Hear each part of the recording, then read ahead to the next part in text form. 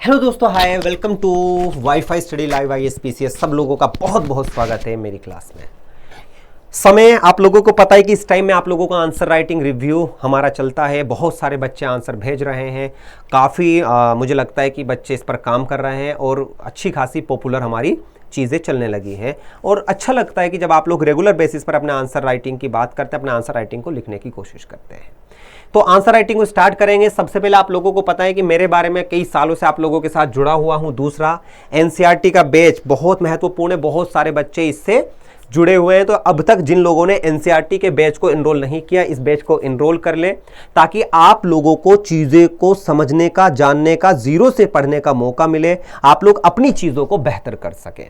इस बैच में एनरोल करने पर आपको अपने फाउंडेशन पर यानी कि जीरो से चीज़ों को समझने का मौका मिलेगा और मेरे हिसाब से ये एक अच्छा इनिशिएटिव है आप लोगों के लिए। ठीक है। फी की अगर मैं बात करूं तो फी इसकी 4275 रुपए है। कब? जब आप WS लाइव कोड यूज करते हैं तो WS लाइव कोड यूज करने पर आपको यह डिस्काउंट मिलता है। ठीक है, चलिए तो क्लास को स्टार्ट करते हैं, अपने क्वेश्चंस की तरफ मूव करते हैं, बढ़िया तरीके से चीजों को लेकर चलते हैं। ठीक है, इसमें कोई कंफ्यूजन किसी बच्चे को नहीं होना चाहिए। ठीक है, चलिए पहला क्वेश्चंस किसका है भाई आज? पहला क्वेश्चंस ओके, पहला क्वेश्चंस है हमारी निधि मैम का। निधि, स्वागत है आपका बच्चे। ठीक है, क्वेश्चंस देखिएगा। थोड़ा सा एक तो स्कैन करके भेज दिया करो भाई, है ना बच्चों? विजिबल है? ठीक है, विजिबल है।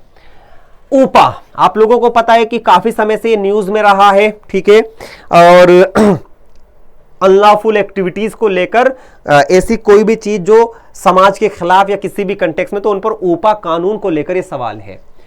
ठीक है, UAPA is a Indian main anti terrorism legislation but UAPA is being grossly misused. काफी समय से इसका मिसयूज्ड भी आप लोगों को दिखाई देता है। बहुत सारे पुलिस अपनी मर्जी से ऊपा लगा दिया, NS से लगा दिया, तो और कई बार अदालतों ने भी, सुप्रीम कोर्ट जैसी संस्थाओं ने भी इस पर सरकार को चेतावनी दिया है, चिताया है कि भाई ऐसा मत किया जाए, आप अपना थोड़ा सा ध्यान रखें।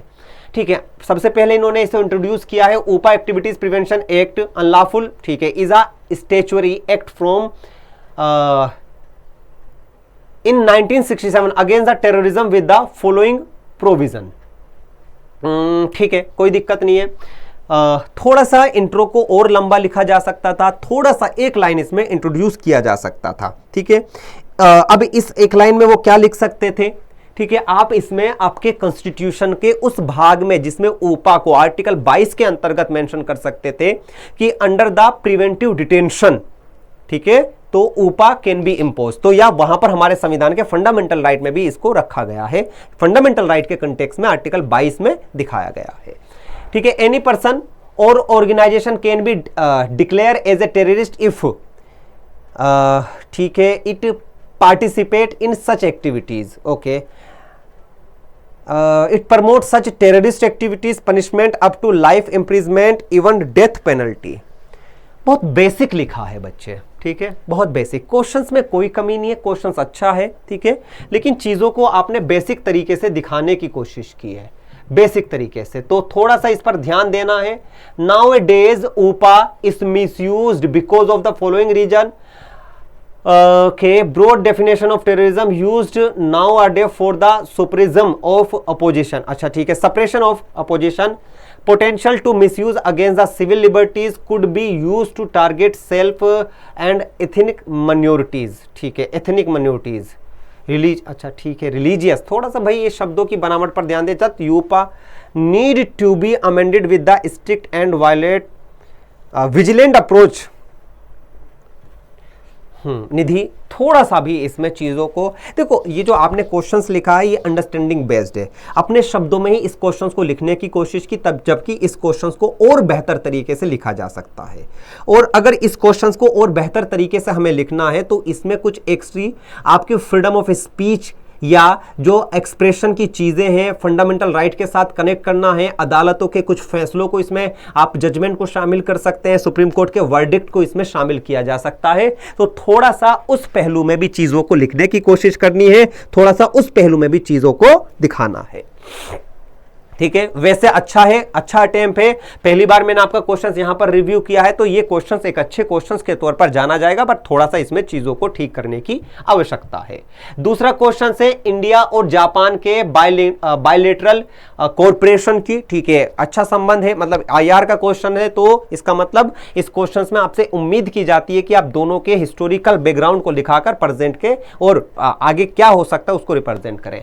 India and Japan both are the playing indispensable role, ठीक है, इंडो पैसिफिक ओपन, ठीक है, involving in the various activities follows के एक रिसेंट की घटना के साथ हम कनेक्ट कर सकते हैं। लाइक रिसेंटली प्रधानमंत्री नरेंद्र मोदी विजिट जापान, या Japan prime minister visit to India, and that is the perfect example of India relation to the Japan. हम बहुत अच्छे से रिवाइव कर रहे हैं, बढ़िया कर रहे हैं और अपने संबंधों को और बेहतर करने की कोशिश करें। तो करंट के एग्जांपल के साथ आप इंट्रो में इंट्रोड्यूस कर सकते हैं, ठीक है, ठीक है। Initiative taken by the India and Japan East Asian summit, ठीक है, blue dot network, it is a US led initiative along with the Japan and Australia which aimed at strengthening Indo Pacific route. बढ़िया, ये दोनों चीजें आपने अच्छी लिखने की कोशिश की। इसके बाद although, okay, India and Japan are having 2+2 ministerial dialogue, but their bilateral cooperation is still lacking because of following: long distance relationship, ठीक है, few bilateral agreement, ठीक है, other India's, ठीक है, other India's, ठीक है, country interface like China. Thus India and Japan are friendly countries towards each other, but their ठीक है, एक सेकंड, ओके, 150 वर्ड्स, ठीक है, अच्छा लिखा है, लेकिन एक जो पहलू है वो आपने बहुत मिस किया है। क्या? रिसेंटली जापान ने, मतलब आप लोगों को पता है कि हमारा जापान के साथ कल्चरल जो रिलेशन है वो बहुत बेहतर है। कल्चरल रिलेशन, बुद्धिज्म को लेकर बिहार के बहुत सारे एस्पेक्ट में आप इसको कनेक्ट कर सकते हैं। यहां तक कि धर्मशाला में भी जापान ने बहुत सारे इन्वेस्टमेंट, तो वो जो पहलू है इन्वेस्टमेंट वाला, रिलीज आपका कल्चरल वाला, दोनों के दोनों पहलू मिसिंग है। आपने इस सिनेरियो को इंटरनेशनल लेवल पर तो दिखाया, लेकिन बायलेटरल का मतलब होता है कि दोनों देशों के बीच कहां पर कोऑर्डिनेशन है। आप इनको अमेरिका के साथ तो कंपेयर कर गए, लेकिन कल्चरल एस्पेक्ट में नहीं दिखाया, कहां पर उसने हमारी मदद की, किस तरीके से चीजों को दिखाने की कोशिश की। इन्हीं शब्दों में उसको भी बेहतर तरीके से लिखा जा सकता है। तो थोड़ा सा इस पर ध्यान देना है, थोड़ा सा इस पर आगे काम करना है कि कोई भी पहलू अधूरा ना रहे। 10 नंबर का क्वेश्चन से, पिछले वाले क्वेश्चन की अगर मैं बात करूं तो उसमें आपको 10 में से 4, और अनफॉर्चुनेटली इसमें भी 10 में से 4 ही मिलेंगे। कोशिश करनी है कि आप एक आधा डायग्राम के माध्यम से और करंट के सिनेरियो को दिखाने की कोशिश करें, करंट के एस्पेक्ट में भी चीजों को लिखने की कोशिश करें, ठीक है। चलिए भाई, यहां पर देखिएगा इस क्वेश्चंस को, ठीक है। ये क्वेश्चंस जो है ये हमारा है जसवीन वर्मा का, ठीक है, सुजाता।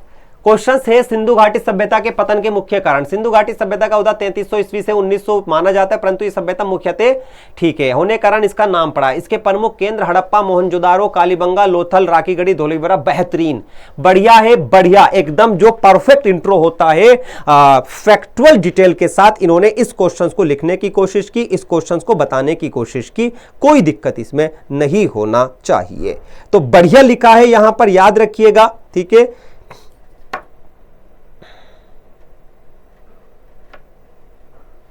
आगे बढ़ते हैं। पतन के कारण पुरातत्व के अनुसार यह अत्यंत विकसित सभ्यता थी। इसे कांस्य सभ्यता भी कहा जाता है। इसके पतन का कोई एक तथ्य निश्चित नहीं है। अनेक विद्वानों ने बताया इसके पतन के कारण बाढ़, सभ्यता नदी किनारे बसी थी। इसका मुख्य कारण आर्य विदेशियों का आक्रमण। कुछ नरकंकाल के सर्वेक्षण से पता चलता है कि प्लेग, मलेरिया जैसी बीमारियों का पतन, बीमारियां भी पतन का कारण थी। जलवायु परिवर्तन, पंजाब, राजस्थान, घने वनों की कटाई ईंट बनाने हेतु की गई, जिससे बारिश की कमी हुई। कृषि पैदावार, भूखमरी से मृत्यु भी एक कारण के तौर पर। बढ़िया बच्चा, ठीक है, एकदम परफेक्टली इस क्वेश्चन को आपने डिजाइन किया है। भूतात्विक परिवर्तन जैसे, ठीक है, पलायन को मजबूर हो गए। कुछ विद्वान ने आर्थिक दुर्व्यवस्था को भी इसका कारण मानते हैं। भौतिक रसायन विस्फोट, अदृश्य गाज से निकलने वाली ऊर्जा, ताप 15,000 डिग्री सेल्सियस जो कि कई किलोमीटर क्षेत्र में सभी चीजों को नष्ट कर देता है। जलवायु विश्वामित्र मोहनजोदारो के कंकालों की दशा में ऐसा अनुमान लगाया गया है। अतः हम कह सकते हैं कि सिंधु घाटी सभ्यता पर पतन अचानक न होकर लंबे समय की प्रक्रिया से हुआ। सेंधन सभ्यता एक नहीं बल्कि कई कारणों से विलुप्त हुई। समय समय पर भारतीय पुरातत्व, बढ़िया क्वेश्चन से अब जसवीन काबिले तारीफ काम कर रहे हो, मार्क नहीं कर रहे हो, हाईलाइट करने वाली कहानी को बताया था तो आज 5 ही नंबर दूंगा, 5.5 भी नहीं दूंगा, क्योंकि जो चीजें आप लोगों को मैंने कही हैं करने के लिए उन चीजों को करने की कोशिश करें। ये बहुत महत्वपूर्ण है, बहुत ज्यादा। बात समझ में आई? क्लियर एकदम? इसमें कोई कंफ्यूजन नहीं होना चाहिए। आगे बढ़ते हैं, अगले क्वेश्चंस की तरफ चलते हैं, देखते हैं किस बच्चे का है भाई। सुमेधा का क्वेश्चन है, सुमेधा, ठीक है, सुमेधा नहीं है ये, सुमेधा का देखूं, नहीं सुमेधा का ही है क्या? सुमेधा का तो ये है, तो ये किसका क्वेश्चन है भाई? ओके भाई, एक बार देख लीजिएगा बच्चा, जिस अपना नाम लिख दिया करें भाई, अपना नाम जरूर लिख दिया करें, ठीक है। नाम लिखने से थोड़ी सी चीजें आपको सही तरीके से दिखेंगी, है ना, मुझे पता चलेगा कि आप लोगों ने क्या किया है। सिंधु घाटी सभ्यता के पतन के मुख्य कारण क्या थे? सिंधु घाटी सभ्यता ने फारस, मेसोपोटामिया और मिस्र की सभ्यताओं से संबंध स्थापित किया और व्यापार किया। कुछ दृष्टियों से यह सभ्यता की तुलना में बेहतर थी। यह सभ्यता लगभग 2500 से लेकर दक्षिणी एशिया के पश्चिमी भाग में फैली थी। सिंधु घाटी सभ्यता की खोज 1900 के प्रारंभ में जॉन मार्शल नामक के ब्रिटिश पुरातत्व, बढ़िया लिखा, देखो ये पॉइंट उन्होंने मिस कर दिया था, इन्होंने इस बात को लिखी, ठीक है। दूसरा नाम, सिंधु घाटी सभ्यता विश्व की प्राचीन नदी घाटी सभ्यताओं में से एक प्रमुख सभ्यता थी। यह हड़प्पा सभ्यता और सिंधु घाटी सभ्यता के नाम से भी जानी जाती है। तो इसको लिखने की जरूरत नहीं थी, लेकिन लिख दिया तो आपने वर्ड लिमिट के साथ कॉम्प्रोमाइज किया है, कहीं ना कहीं वो घट जाएगी या बढ़ जाएगी। महानगर, सबसे पहले सिंधु घाटी सभ्यता 2 प्रमुख स्थल तथा मोहनजोदारो मिले थे। ये क्वेश्चन है आपका योगिता का, ठीक है। प्रमुख स्थल हड़प्पा तथा मोहनजोदारो से मिले। हड़प्पा नगर रावी नदी के किनारे स्थित था। लोथल भोगवा नदी के किनारे स्थित था। मोहनजोदारो सिधारो के किनारे, सिंधु के किनारे स्थित था, ठीक है। इसके बाद इन्होंने लिखा सिंधु घाटी सभ्य भगवान शिव की उपासना करते थे, ठीक है। सिंधु घाटी सभ्यता के पतन के कारण हड़प्पा सभ्यता जिस गति से विकसित हुई, इस पतन भी हो गया। आर्यों का आक्रमण, जलवायु परिवर्तन, भूतात्विक परिवर्तन, व्यापार में गतिरोध, प्रशासनिक शिथिलता, महामारी, संसाधनों की उपयोगिता। बच्चा इन्हीं पर सबसे ज्यादा फोकस करना था। आपने इनको शॉर्ट में लिख दिया और जो अननेसेसरी या जिनको एग्जाम में नहीं मतलब जिसमें नहीं पूछा गया उनको आपने लेट लिखा। तो यहां पर थोड़ा सा ध्यान देना है, थोड़ा सा समझने की कोशिश करनी है कि आप लोग उन चीजों को प्रायोरिटी दें जो एग्जाम में आपसे पूछी गई है, जो क्वेश्चंस में पूछी गई है। डिमांड को पूरा करें। तो डिमांड आपकी यहां जाके पूरी हुई और मेरे हिसाब से इस डिमांड को और बेहतर तरीके से लिखा जा सकता था। निष्कर्ष वाला पॉइंट इस तरीके से मेंशन मत किया करें, बस लिखा करें। इसके अलावा सिंधु सभ्यता के पतन के संबंध में यह भी कहा जाता है कि जनसंख्या में वृद्धि होने के से आय में कमी हो गई, अतः यहां के लोग कहीं और चले गए तथा उनकी सभ्यता व्याक्षित हो गई। कुछ विद्वान ये नहीं मानते कि जलवायु में परिवर्तन होने के कारण इसकी सभ्यता विकास हुआ। बच्चा थोड़ा सा इस क्वेश्चन को डिटेल डिस्क्रिप्शन में लेके जाना था, 150 वर्ड्स में इन पर फोकस करना था, जैसा कि जसवीन ने किया था। तो क्वेश्चंस अच्छा लिखा है, क्वेश्चंस अच्छा लिखा है। मार्क्स की अगर बात करूं तो मार्क्स में अभी आपको 10 में से 3 नंबर मेरी तरफ से मिलेंगे। क्यों? क्योंकि इस क्वेश्चंस में बहुत सारी कमियां हैं, बहुत सारी चीजों को ठीक किया जाना जरूरी है। तो इस पर थोड़ा सा काम करें, इस पर थोड़ी सी चीजों को बेहतर करने की कोशिश करें, ठीक है। नेक्स्ट चलते हैं सुमेधा के क्वेश्चंस की तरफ। सुमेधा ने लिखा है सिंधु घाटी सभ्यता के पतन के मुख्य कारण। सिंधु घाटी सभ्यता विश्व की प्राचीन नदी घाटी सभ्यताओं में से एक सभ्यता है। हड़प्पा सभ्यता सिंधु सरस्वती सभ्यता के नाम से भी जानी जाती है। जॉन विलियम्स ने 1856 में कराची से लाहौर तक रेलवे लाइन बिछवाते वक्त कहा, खंडरों की खुदाई के दौरान प्रथम अवशेष प्राप्त हुए। इतनी ज्यादा डिटेल लिखने की जरूरत नहीं थी, लेकिन अगर एग्जाम में ये डिटेल आपको याद रह जाती है, एग्जाम में आपको ये डिटेल याद रह जाती है, तो फिर ये बहुत अच्छी बात है, तो बहुत अच्छी। सवाल यह है कि एग्जाम में हमें यह डिटेल याद रहती है या याद यही नहीं रहती है, यह बहुत मायने रखती है, बहुत ज्यादा, ठीक है, क्लियर है। इस सभ्यता के अवशेष मिलने वाले स्थान भारत का पंजाब, सिंधु, बलूचिस्तान, राजस्थान, हरियाणा, पश्चिमी उत्तर प्रदेश, जम्मू कश्मीर। इसे ऐसे भी दिखाया जा सकता था, ठीक है, अगर ये दिखाना ही था तो ऐसे भी दिखाया जा सकता था, तो एक डायग्राम की पिक्चर भी बन जाती और आपकी चीजें ठीक भी हो जाती, ठीक है। यहां तक क्वेश्चंस की डिमांड पूरी नहीं हुई। पतन के कारण में इन्होंने पारिस्थितिक असंतुलन सुष्मता, झग्गकर सूख जाना, नदी का मार्ग परिवर्तन, बाढ़, एक दूसरे के प्रकार का जल प्लावन, बाह्य आक्रमण, आर्यों का आक्रमण। ठीक है, बाह्य आक्रमण, आर्यों का आक्रमण दोनों एक ही हैं, तो थोड़ा सा इस पर भी ध्यान देना था, इस पर थोड़ा सा फोकस रखना था। तो need to be explore, need to be यानी कि थोड़ा सा एक्सप्लोर करने की आवश्यकता है। अगर क्वेश्चंस में कारण पूछें तो हमें इन पर फोकस करना होगा, इन पर, इनको एक्सप्लोर करके लिखना होगा, तभी हमारा काम पूरा होगा। सिंधु घाटी सभ्यता जिस गति से विकसित हुई इसी गति से इसका पतन भी हो गया। इन स्थलों का पतन आकस्मिक ना होकर क्रमिक था। इस प्रकार उपयुक्त सभी कारणों से मिलकर सिंधु सभ्यता को नष्ट कर दिया, परंतु विद्वानों का पतन का सर्वाधिक मान्य कारण बाढ़ माना जाता है। ठीक है, अच्छा लिखा है, लेकिन कमियां हैं, चीजों को ठीक करना है। तो 10 में से 3 नंबर आपको भी थोड़ा सा और काम करें, बेहतर करें, चीजों को लिखने की कोशिश करें। ठीक है, ये बहुत जरूरी है। ठीक है, आगे बढ़ते हैं। बबली ने बहुत छोटा आंसर लिखा है, बच्चा 150 वर्ष पूरे करने ही होंगे। एग्जाम में आप ये नहीं लिख के भेज सकते कि सर मुझे 150 वर्ष से ऊपर क्वेश्चंस नहीं लिखा जाता, तो क्वेश्चंस पर काम करने ही होंगे। ठीक है, चलो। सिंधु घाटी सभ्यता का विकास उत्तर पश्चिमी भारत के सिंधु नदी आसपास हुआ। इस सभ्यता का विकास मिश्रित एवं मेसोपोटामिया सभ्यता के समय माना जाता है। नगरीय सभ्यता भी भवनों का निर्माण क्रम में था।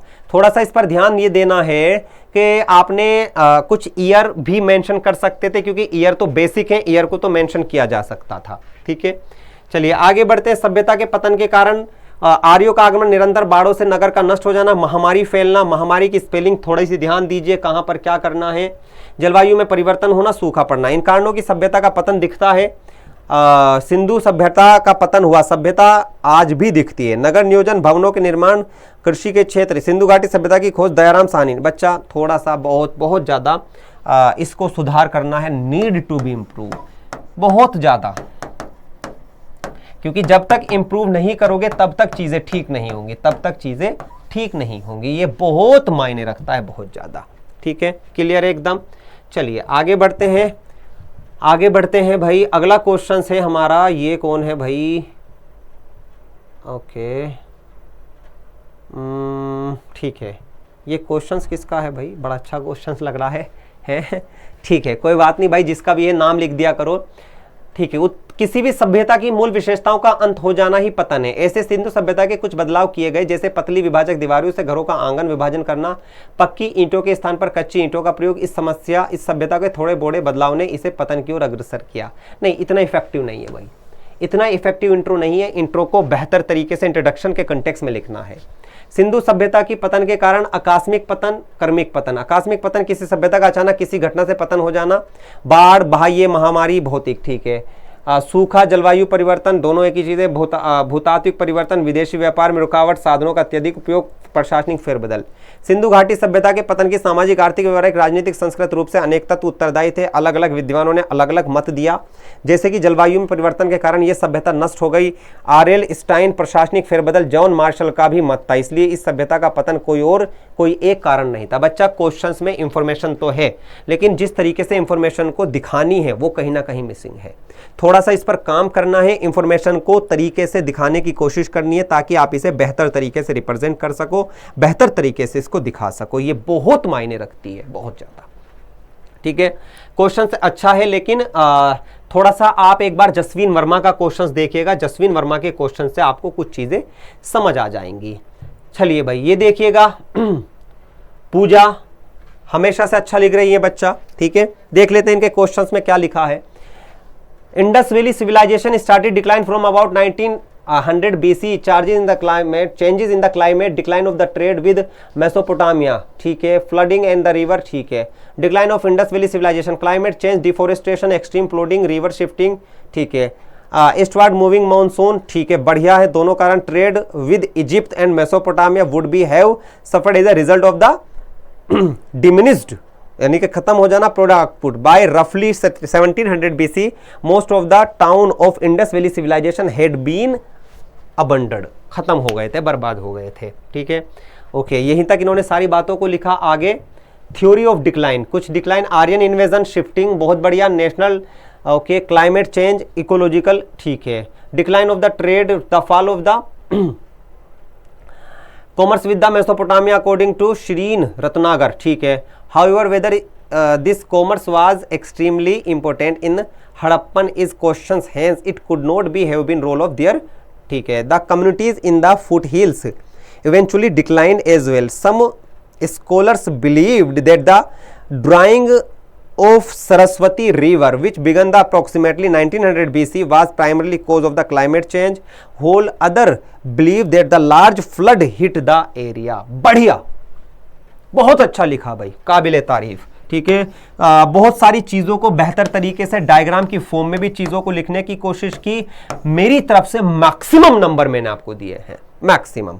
तो बहुत अच्छे से आपने चीज़ों को बताया, लिखा और अच्छे तरीके से अपनी चीज़ों को जस्टिफाई करने की कोशिश की। बढ़िया, कोई दिक्कत नहीं है, ठीक है, क्लियर है। चलिए एक और क्वेश्चन देख लेते हैं। लास्ट क्वेश्चन है हमारा भाई, लास्ट क्वेश्चन है यहां पर, देखिएगा। सिंधु घाटी सभ्यता के पतन के मुख्य कारण, ठीक है। सिंधु घाटी सभ्यता 2300 से 1750, ये सभ्यता उस समय मिस्र मेसोपोटामिया सभ्यता की सब मानी जाती है। कार्ल जॉन मेसन इस हड़प्पा सभ्यता, घग्गर, ठीक है। बाकी चीज़ों को भी इन्होंने मेंशन किया, कोई दिक्कत नहीं है, ठीक है। सिंधु घाटी की सभ्यता के कारण खाद्य उत्पादन में कमी, बाढ़ का होना, महामारी जैसी बीमारी, प्राकृतिक आपदा, भूकंप, जलवायु परिवर्तन, आर्यों द्वारा आक्रमण। सिंधु घाटी में बाढ़ का आना, एस एम राव के अनुसार सिंधु सभ्यता, ठीक है। आर्यों का विदेशों का आक्रमण, ठीक है। जलवायु परिवर्तन, ठीक है। ओरल स्टाइन के अनुसार जलवायु परिवर्तन ने कृषि उत्पादन में कमी सभ्यता का कारण बना, ठीक है। इसके अलावा प्राकृतिक आपदाएं, आर्थिक दुर्व्यवस्था, सिंधु सभ्यता के अन्य सभ्यताओं के साथ व्यापार का भी 1750 आते आते समाप्त हो गया, जिससे नगरीय व्यवस्था छिन्न भिन्न हो गई। अधिकतर विद्वानों का मत है, क्या मत है भाई, कि पतन के बाद का कारण, लेकिन ये तर्कसंगत नहीं है। पतन का अन्य कारण जैसे आक्रमण, आर्थिक कारण, महामारी, प्राकृतिक आपदा सिंधु सभ्यता के पतन के कारण भी बनते हैं, ठीक है। वैसे तर्क संगत भी है, माना जाता है, लेकिन बढ़िया इन्होंने भी लिखने की कोशिश की, डायग्राम बनाने की कोशिश की, और ऐसे डायग्राम बहुत बहुत ज्यादा इफेक्टिव माने जाते हैं, ठीक है। तो बढ़िया क्वेश्चंस लिखा है, one of the best questions आप इसे कह सकते हैं। अच्छा कर रही हो बच्चे। अच्छा, मार्क्स की अगर हम बात करें तो 10 में से 5.5 नंबर आपको इसमें मिलते हैं। डिजर्व 6 ही करती हो, लेकिन और ज्यादा बेहतर करना है। तो ये थे आज के क्वेश्चंस। जिन बच्चों के सवाल रह गए हो तो वे अपना सवाल जरूर भेज दिया करें। इसी के साथ क्लास के समापन की घोषणा करते हैं। जय हिंद, जय भारत, धन्यवाद, थैंक यू।